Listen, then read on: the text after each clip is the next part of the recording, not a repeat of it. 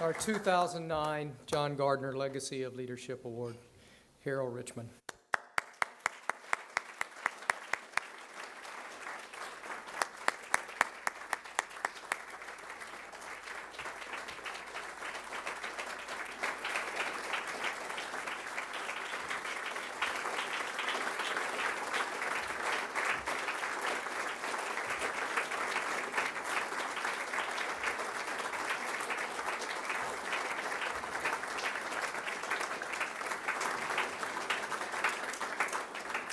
With Marlene and her sons Robert and Andrew here, I'll note that Diane Yu, who chaired the committee, wished she could be here tonight to be part of this. She had to take off on a flight to the Middle East for business.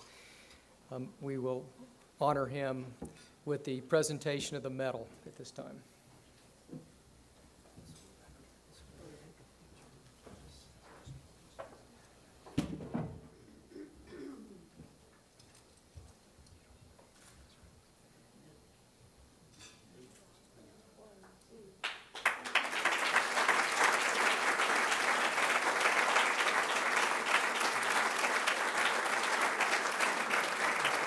It's an honor to accept this award on my father's behalf, and as was said well, really on behalf of my father and my mother.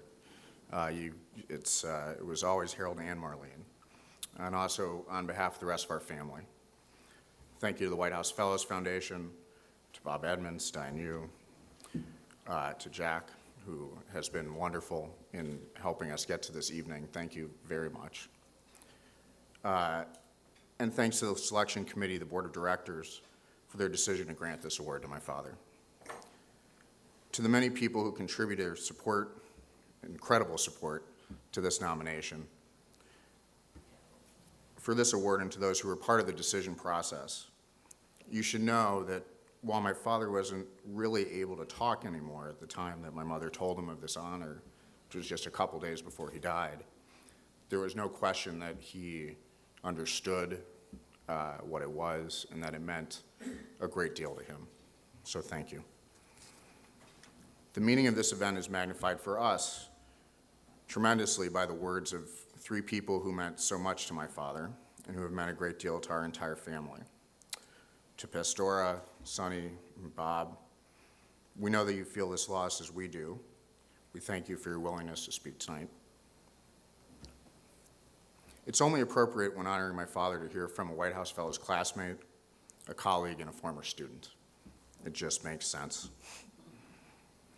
I'd also like to take a moment to congratulate Bill Moyers on this well-deserved recognition this evening. It's fitting that these two men are honored together. Mr. Moyers was an important figure in my father's fellowship year, as for many, especially in the class of '65, where Mr. Moyers made a real effort to reach out to my father and to others, inviting them to his home, taking the time to talk to him about his work and his future. I have to also point out that it's appropriate that the two of you are being honored together because we happen to be next door neighbors of Bill Moyers' son, as random as that is, in St. Paul, Minnesota, of all places. Thanks to my brother, you were able to hear directly from my father what his selection as a fellow meant to him throughout his career. But whenever I think about what the White House Fellows experience meant to my parents, I actually think about one of my mother's favorite stories. One evening shortly after they were engaged, probably sometime in February, they were sitting in his dorm where he was a resident head while working on his PhD. Dad turned to her and said, "You know, our life will be very simple. I'm just a social worker, and as a professor, I won't make much money. Our life won't be very exciting." She responded that wasn't what was important to her anyway. It was important that they would have each other and their life together. 4 months later, on June 28, 1965, they stood on the White House lawn after shaking hands with Lyndon Johnson. She turned to him and said, and I'm pretty sure this is almost an exact quote, "If this is the unexciting life we're going to lead, I think I can get used to it."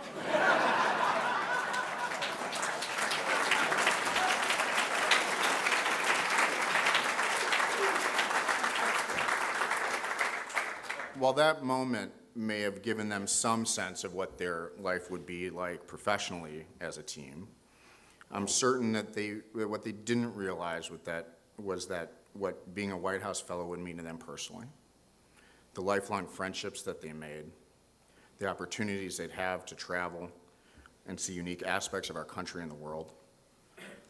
Before I was old enough to really understand what it meant for him to have been a White House Fellow, even though we heard it over and over again from his colleagues, I think I thought of the White House Fellows as some sort of a social club with most of their really, really good friends where they traveled to places and had a good time. This was actually reaffirmed to me as being largely true in the lead up to this reunion, as we saw how much it meant to my mother to be able to be here with all of you this week. Were he here today, I know that my father would be honored to receive an award carrying the name of John Gardner, a man who gave so much to his country and whose work exemplified the spirit behind the White House Fellows program. Were he here today, I know that my father would be humbled at being recognized by his colleagues and peers and singled out among such an accomplished group of people that he respected so much. Above all else, though, knowing him, were he here today, I know that he'd be touched by the love and kindness expressed by a group of people and close friends whom he cared about deeply.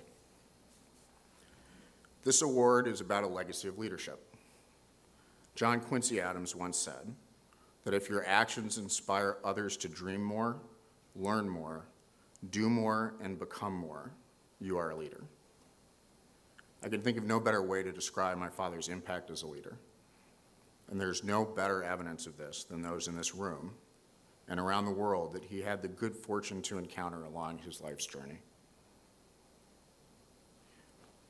With his work continuing in the lives and the work of so many, I still have hope that one day we will see his vision realized of a country and a world that provides every child those basic rights he described and the ability to reach their full potential.